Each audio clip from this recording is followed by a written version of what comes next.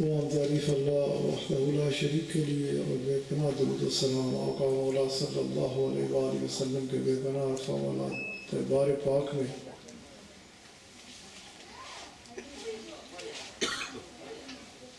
الحمدللہ اس کے فضل، اس کے کرم اور اس کے عطا کردہ توفیق کے ساتھ سبحان اللہ سبحان ہم اس خوبصورت محفل میلاد پاک میں اکٹھے ہیں سبحان اللہ کہ جس کا مقصد ہی صرف اور صرف یہی ہے، جیسے ابھی بڑی خوبصورت محفل، معصوم بچے نے بات کی تو بہت اچھی، سبحان اللہ بزرگوں نے کی تو بہت ماشاء اچھی، اللہ، سبحان اللہ، نوجوانوں نے کی تو بہت اچھی، سبحان اللہ کیونکہ یہ بات اچھی بات کرنے کا ہی سٹیج ہوتا ہے۔ سبحان اللہ اللہ تعالیٰ اسٹیج کے ذریعے سے ہم سب کو اچھا بھی بنا ڈالا۔ میں بات کر رہا تھا کہ خوبصورت گفتگو ہوئی، تو یہ محفل میلاد پاک ہوتی اسی لیے ہے کہ ہم ادھر بیٹھے اکٹھے ہوں، اپنے آقا علیہ السلام کا ذکر پاک سنیں، آپ اعلیٰ پاک فرمودات سنیں اور کوشش خلوص نیت کے ساتھ کوشش کریں، کیونکہ خلوص نیت کے ساتھ کوشش جب بندہ کرتا ہے، نیت صاف ہوتی ہے تو اللہ کی مدد آ جاتی ہے۔ سبحان اللہ جب تک وہ بندہ دیکھے نا کیوں نہیں ٹھیک ہو رہا، کیسا مسئلہ ہے، تو وہ سمجھ لے کہ دوسروں کو بد نیت نہ سمجھے، اپنے آپ کو سمجھے کہ میری نیت میں خرابی ہے، کیونکہ جدھر نیت صاف ہوئی ادھر اللہ کی مدد آئی، اور جب اللہ کی مدد آ جائے تو سارے معاملات بہت اچھے ہو جاتے ہیں، سیدھے سیدھے سارے معاملات سنورتے چلے جاتے ہیں۔ آخری بات جو قبلہ مفتی صاحب آقا علیہ السلام کے بے پناہ عرفہ والا پاک دربار کے حوالے سے فرما رہے تھے کہ ہمارے بادشاہ صلی اللہ علیہ وآلہ وسلم اور آپ اسی طرح ہمیں دیکھنا چاہتے ہیں اللہ سبحان اللہ کہ جدھر بھی آپ کا غلام ہو ادھر بڑے نرم دل والا ہو، سبحان اللہ اپنے رب کی رضا پہ راضی ہو، مطمئن ہو،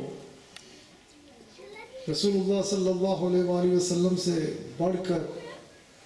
ہمارا بھلا چاہنے والا کوئی نہیں، بے شک اللہ اپنے رب کے آگے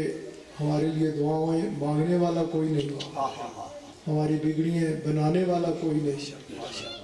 اور آپ علیہ السلام سے بڑھ کر کوئی بھی نہیں چاہتا ہوگا کہ ہم سب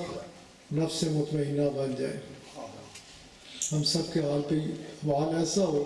کہ ہم مطمئن ہو، سکون میں ہو۔ پھر آپ علیہ السلام نے ہمیں اس کے لیے ضابطہ دیا ہے، کمپلیٹ کوڈ آف لائف عطا فرمایا ہے کہ تم اس پہ عمل کرو، پھر دیکھو۔ اب اگر ہم خود اس پہ عمل نہ کریں اور پھر ہم ڈیسپریٹ ہوں، فرسٹریٹ ہوں، تو پھر ہمیں اپنی طرف دیکھنا چاہیے کہ معاملات کس جگہ پہ خراب ہے۔ وقت نہیں ہے، خاصا وقت ہو گیا، دعائیں بھی آگے، محفل بھی ہے،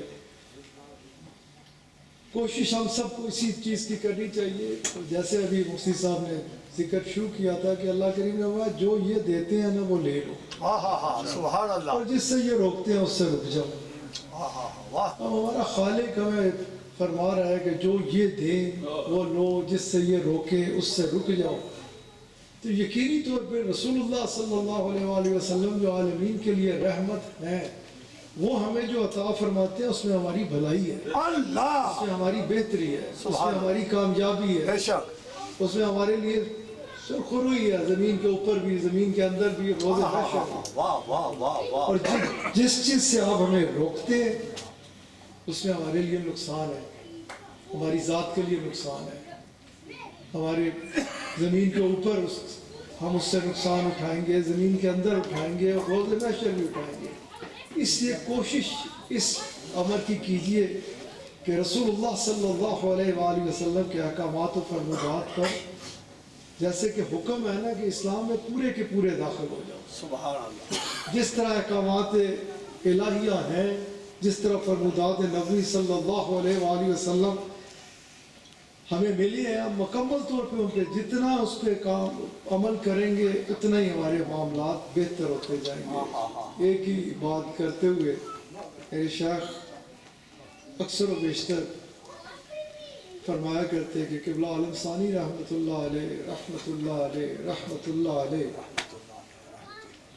آپ اکثر اس پہ ذکر فرماتے کہ جب انسان سے کوئی ایک کوتاہی ہوتی ہے، کوئی گناہ کر بیٹھتا ہے،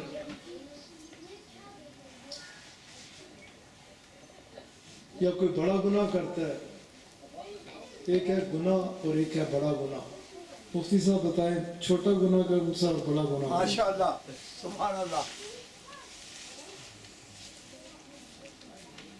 اللہ اکبر، اب اکثر گفتگو فرماتے ہیں، سبحان اللہ، اکثر مجھے سنتے ہیں، ماشاء اللہ، دربار رسالت مآب صلی اللہ علیہ وآلہ وسلم کی تعلیمات بھی سامنے ہیں، رب کریم کے احکامات و فرمودات بھی سامنے ہیں۔ ہاں ہاں ہاں واہ،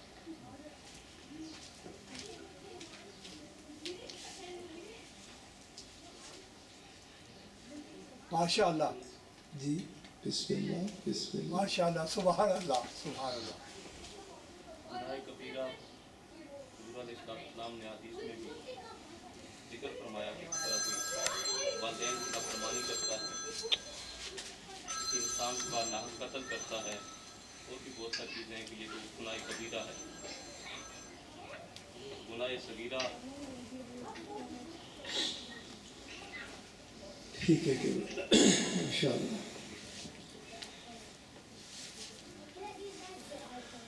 جو چیزیں جو معاملات اس کے ساتھ ہیں نا ہاں ہاں ہاں واہ، وہ قرآن کریم میں بھی فرماتا ہے کہ میں تمہارے چھوٹے موٹے گناہ تو ویسے ہی معاف۔ اللہ، سبحان اللہ، جو معاملات رب کے اور بندے کے معاملے درمیان ہیں نا ہاں ہاں ہاں، ان میں بڑی گنجائش ہے، واہ واہ واہ، بہت زیادہ گنجائش ہے کہ وہ اللہ کریم ہے وہ معاف کر ڈالے گا۔ بے شک، بے شک، لیکن جو بندے حقوق العباد کے ساتھ تعلق ہے، جن چیزوں کا، جن معاملات میں ہم کسی کے لیے تکلیف کا باعث بنتے ہیں، کسی کو دکھ دیتے ہیں، کسی کی غیبت کرتے ہیں۔ اب دیکھیں نا، زنا ہے نا گناہ کبیرہ، بے شک، کیوں مفتی صاحب؟ ہے نا گناہ کبیرہ، بہت بڑا گناہ ہے، لیکن غیبت اس سے بری چیز ہے، بڑا گناہ ہو گیا نا۔ مطلب قتل کتنا بڑا گناہ ہے نا، مطلب گناہوں میں دیکھا جائے تو کتنا بڑا گناہ ہے قتل، لیکن فتنہ اس سے بڑا ہے۔ اسی طرح میں ترتیب سے بولتا جاؤں تو ساری چیزیں حیا ہوتی جائیں کہ اللہ، کیونکہ یہ جو دنیا ہے نا، یہ اس میں انسان کو اللہ تعالیٰ نے بھیجا ہے، اس کو یہ ہماری ٹکرا دفاع کے، مطلب جس نے اصل کو پا لیا تو دل کی دنیا تبدیل ہو گئی، اس کی تو نماز ہے، وگرنہ اللہ، جو صاحب تقویٰ بن گیا اس کا روزہ ہے، وگرنہ فاق ہے۔ سیدھی سیدھی باتیں ہیں، تو ان چیزوں کو سمجھنے کی بہت زیادہ ضرورت ہے، بہت زیادہ ضرورت ہے، کیونکہ رسول اللہ صلی اللہ علیہ وآلہ وسلم کیا آپ نے ہی نہیں فرمایا؟ اب نمازیں بھی ہوں گی نا، روزے بھی ہوں گے، حج بھی ہوں گے، زکاتیں بھی ہوں گی، کہ آپ علیہ الصلوۃ والسلام نے بڑے واضح طور پہ نہیں فرمایا کہ جب وہ تولا جائے گا، رکھے جائیں گے اچھائیاں، یہ رکھی، تہجد رکھی، تلاوت رکھی، روزے رکھے، نمازیں رکھی؟ آپ علیہ الصلوۃ والسلام فرماتے ہیں کہ یہ سب کچھ جب رکھا جائے گا تولنے کے لیے تو سب سے وزنی چیز جو ہوگی میٹھی زبان ہوگی۔ اور میٹھی زبان کیا ہے؟ کہ کسی کو تکلیف نہ دی، کسی کے لیے برا جملہ نہ نکالا۔ خیر، پھر کسی وقت صحیح بات پھیل جائے گی۔ میں آپ کو بتانا یہ چاہتا ہوں کہ یہ جو چیزیں ہیں نا روزمرہ کی، کہ انسان اپنے آپ کو صاف رکھے، پاک رکھے۔ قبلہ عالم ثانی رحمۃ اللہ علیہ، رحمۃ اللہ علیہ، رحمۃ اللہ علیہ، آپ فرماتے کہ جب کسی سے کوئی ایک مسئلہ ہو جاتا ہے نا، کوئی اس سے کوئی نادانی کی وجہ سے کوئی گناہ کر بیٹھتا ہے، کسی کو تکلیف دے بیٹھتا ہے، کسی کے لیے باعث دکھ بن جاتا ہے، تو آپ فرماتے ہیں کہ یہ جو ہے نا، جب وہ اس پہ ایک نقطہ لگتا ہے نا تو ایک کانٹے کی طرح سے چبھتا ہے، اس کے لیے تکلیف ہوتی ہے اسے، اس میں دل میں ایک کالا نقطہ لگتا ہے جس سے اس کو درد اس میں شروع ہو جاتا ہے۔ آپ فرماتے ہیں کہ جس وقت وہ جاتا ہے اس سے ندامت محسوس ہوتی ہے، شرم آتی ہے، میں نے یہ کیا کر لیا۔ اس کے معاملات ہیں تو اس سے معافی مانگ لیتا ہے، دنیا کے معاملات ہیں تو اس بندے سے جا کے معذرت کر لیتا ہے، معافی مانگ لیتا ہے، تو آپ فرماتے ہیں کہ وہ نقطہ جو ہے نا وہ 1 سیکنڈ کے اندر ایک لمحے کے اندر صاف ہو جاتا ہے، دل پھر ویسے کا ویسا پاک ہو جاتا ہے۔ سبحان اللہ۔ آپ فرماتے کہ اگر پھر بندہ اس وقت اس کو نہیں کرتا، اسے وہ ضمیر کہتا بھی ہے کہ بھائی غلط، لیکن انا جو ہے وہ حاویت ہوتی ہے نفس، تو ہے کہ تو بڑا بڑا فن خواہ ہے نہ کر، پھر دوسری ہوتی ہے، دوسرا لگ جاتا ہے، پھر وہ ادھر سے آواز ضرور اٹھتی ہے، ضمیر اسے جھنجھوڑتا ضرور ہے کہ تو نے ٹھیک نہیں کیا۔ اور اسے آپ آزما کے دیکھیں زندگیوں میں کہ جب بھی آپ کسی کے لیے تکلیف کا باعث بنیں گے، سکون آپ سے جائے گا۔ اللہ ابھی اکبر۔ بات ہوئی تھی نا، کتنی خوبصورت بات کی تھی، کس نے کی تھی کہ جب بھی آپ، غالباً راجہ صاحب نے کی تھی کہ ماشاءاللہ۔ جب بھی کسی کی غیبت کریں گے، کسی کے لیے اوپر گند اچھالیں گے، اسے تو کوئی نقصان ہوگا ہی نہیں۔ اللہ کریم فرمائے گا، تو آپ علیہ السلام نے بڑے واضح طور پہ فرمایا، بلکہ اس دنیا سے موجہ ہی موجہ کہ کوئی کسی کے لیے بری بات کر رہا ہے، کسی کے لیے برا میسج کر رہا ہے، کسی کے لیے بیٹھ کے خرافات کر رہا ہے، تو اس کی نمازیں، اس کے روزے سیدھے اس کے طرف آ رہے ہیں جس کی وہ غیبت کر رہا ہے۔ مطلب اس کو تو کوئی نقصان ہے ہی نہیں ہے، اللہ قطعی کسی قسم کا نہیں ہے۔ تو خیر جو میں بات کر رہا تھا کہ آپ وہ جو دل جو ہے نا، ضمیر جھنجھوڑتا ضرور ہے کہ تو نے ٹھیک نہیں کیا،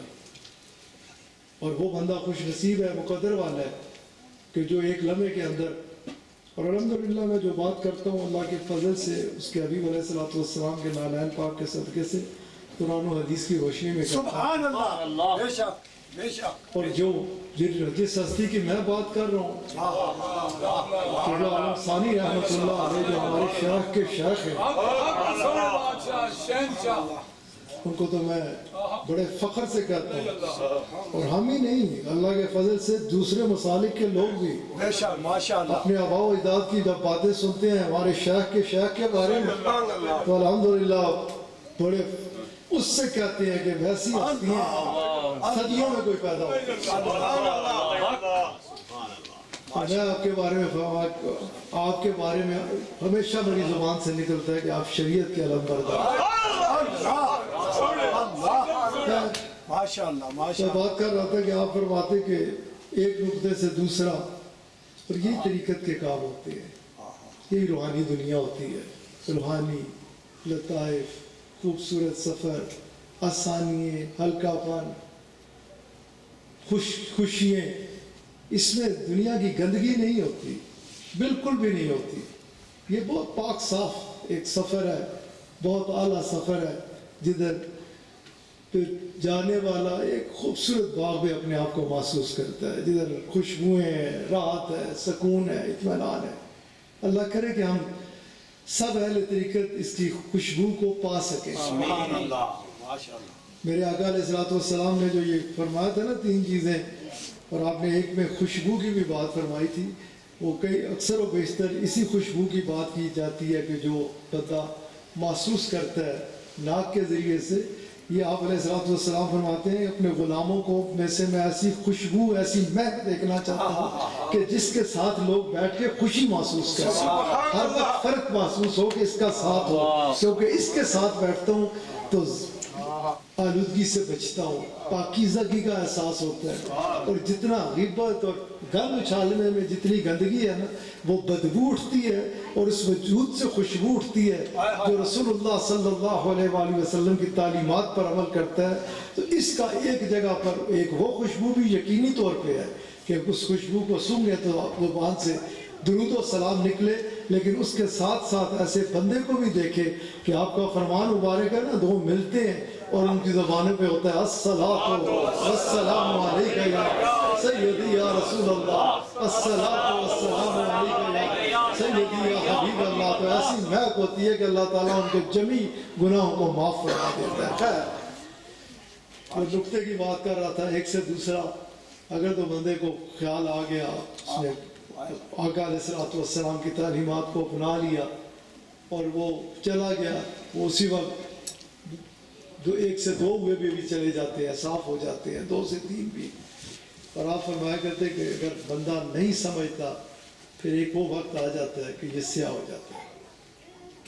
سخت ہو جاتا ہے، ہاں یہ سارا کالا ہو جاتا ہے. ہائے ہائے ہائے پھر آپ فرماتے ہیں کہ پھر اسے احساس ہی نہیں ہوتا کہ وہ زندگی پھرتا پھرتا ہے، تکلیف دیتا پھرتا ہے، دکھ دیتا پھرتا ہے، گناہوں میں ڈوبتا چلا جاتا ہے، لیکن یہ احساس سے عاری ہو جاتا ہے. ہائے ہائے. جو شخص کبھی بھی جس سے کوئی بھی غلطی ہو، گناہ ہو، کسی کے لیے تکلیف کا باعث بنے، اور جب وہ ادھر کشٹ محسوس کرے نا، درد محسوس کرے، اور یہ بے چین ہو، اور یہ اسے کہے کہ آقا علیہ الصلوۃ والسلام نے کا فرمان مبارک ہے نا کہ مومن کی یہ شان ہے واہ کہ رات کو سوئے، اور اگر کسی کے ساتھ کوئی معاملہ ہوا ہے ویسے تو دن میں ہی صاف کر لے، اور اگر نہ وہ رات کو دیکھے کہ میں نے کسی کو دکھ تکلیف، کسی کی غیبت، کسی کے ساتھ ایسا ویسا تو نہیں کیا، تو رات کو اس کو نیند نہیں آئے گی، اسے درد محسوس ہوگا، اور وہ رات کو طے کر لے گا میرے رب اگر میری زندگی ہوئی صبح اٹھاؤں تیرے سے تو اس وقت معافی مانگتا ہوں، اور صبح اٹھتے ہی پہلا کام یہ کروں گا کہ اس شخص کے پاس جاؤں گا جس کو میری وجہ سے کوئی تکلیف پہنچی، اور میں اس سے معافی مانگ لوں گا. اللہ کریم ہمیں دین متین کی روح کو سمجھنے کی توفیق عطا فرمائے کہ اس میں پرواز ہے، اس میں بے پناہ بلندی ہے، اس میں سکون ہے، اس میں اطمینان ہے، اس میں راحت ہے، اور سب سے بڑھ کر اس میں رسول اللہ صلی اللہ علیہ وسلم کی خوشنودی ہے اور رب کریم کی رضا ہے. اللہ